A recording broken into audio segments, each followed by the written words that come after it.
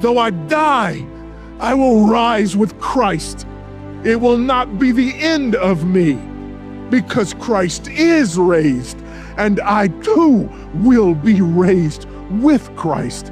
That is why he is called the firstborn from the dead. Folks, you don't talk about a firstborn unless there's others who are born after him. Don't you pity me?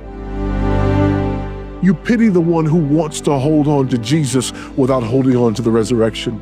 You pity the one who has absolutely no hope because they have no resurrected Christ. Don't you dare pity the one who believes in the death, burial, and resurrection of the only begotten Son of God, because they are indeed the only people who have hope. That is hope. Christ is raised.